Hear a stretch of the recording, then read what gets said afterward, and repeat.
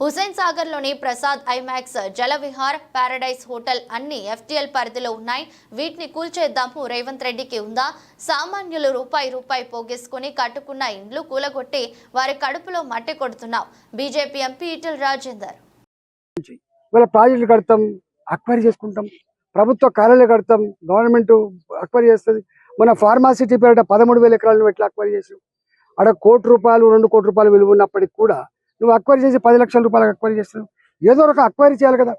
నువ్వు అక్వైరీ చేయకుండా నీ తాత జాగీర్ లాగా నువ్వు ఇవాళ వచ్చి ఇవాళ మొత్తం కూలగొడతా, నీవే ఇవాళ కొత్తగా పుట్టొచ్చినట్టుగా, నువ్వే కొత్తగా ముఖ్యమంత్రి అయినట్టుగా, అంతకుముందు ప్రభుత్వాలు లేనట్టుగా, ప్రభుత్వాలకు ఈ ఎకలాజికల్ బ్యాలెన్స్ గురించి లేకపోతే ఇతరత్వ గురించి ఆలోచించడానికి మాట్లాడే మాటలు థర్డ్ క్లాస్ మాటలు ఇవి.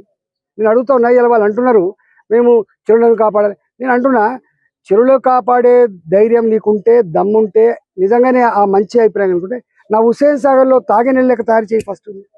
ఇవాళ హైదరాబాద్లో ఉన్న అన్ని చెరువులు పంట పొలాలకు నీళ్ళెచ్చుడు కాక అవన్నీ కూడా మురికి కూపాలుగా మారిపోయినమాట వాస్తవమా కాదా? ఇవాళ ఆ చెరువు చుట్టుపక్కల ఉన్న వాళ్ళు దుర్గంధపూరితమైన బతుకుతున్నారు. ఈగలు, దోమలు, గుర్రపు డెక్క వాసన, అసలు జ్వరాలు. ఎవరు కట్టుకున్నారంటే తక్కువ ధరకు వస్తుందని చెప్పి వాళ్ళు కట్టుకున్నారు. నేను అంటున్నా ప్రభుత్వాన్ని, ఇవాళ మీరు వాళ్ళకు సామాన్యులు కావచ్చు, వాళ్ళు నీతో యుద్ధానికి రాకపోవచ్చు, వాళ్ళు కోర్టు మెట్టెక్కే డబ్బులు లేకపోవచ్చు, కానీ వాళ్ళ ఏడుపు, వాళ్ళ కన్నీళ్ళు, వాళ్ళ ఉసురు నీకు తాకకుండా పోదు. గుర్తుపెట్టుకో. నువ్వేమనుకుంటున్నావు? ఇలా ఏ ఉపాధి కల్పిస్తా అని చెప్పినవో, పేదలకు అండగా ఉంటా అని చెప్పినవో, పేదల బతుకుల్లో వెలుగు నింపుతా అని చెప్పినవో, నువ్వు అనేక రకాల హామీలు ఇచ్చినవో, ఇలా మహిళలకు 2,500 రూపాయలు ఇస్తా, భూమి లేని వాళ్ళకు 12,000 రూపాయలు ఇస్తా, నేను ఇది ఇస్తా అది ఇస్తా, ప్రగల్భాలు పలికినవు. ఇచ్చుడు పక్కకు పెట్టు. నీ పెన్షన్లు, నీ బియ్యం కార్డులు, నీవన్నీ పక్కకు పెట్టు. కానీ వాళ్ళ కాళ్ళ మీద వాళ్ళు బతికేటువంటి సామాన్యుల బతుకుల్లో మట్టి కొట్టి నువ్వు వాళ్ళ జీవితాల్లో ఇలా నిప్పులు పోసి నువ్వేం సాధిస్తావని చెప్పి రేవంత్ రెడ్డి అడుగుతున్నాడు. నీకు ఏం మానవత్వం ఉంది? నువ్వు అనుకుంటున్నావు నువ్వు చాలా గొప్పగా చేస్తున్నా.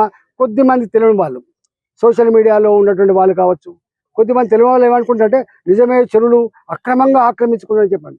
అరే, అక్రమంగా ఆక్రమించుకున్నారా, సక్రమంగా ఆక్రమించుకున్నారా బయటపెట్టు. నేను అడుగుతున్న ప్రభుత్వం దమ్ముంటే ఈ హైదరాబాద్లో ఎన్ని చెరువులు ఉన్నాయి, ఇన్ని చెరువులు ఎన్ని మాయమైనవి, ఈ మాయానికి కారకులు ఎవరు? ఇవాళ బతుకమ్మకుంట అంబరిపేటలో ఎవడు మాయం చేసిండు?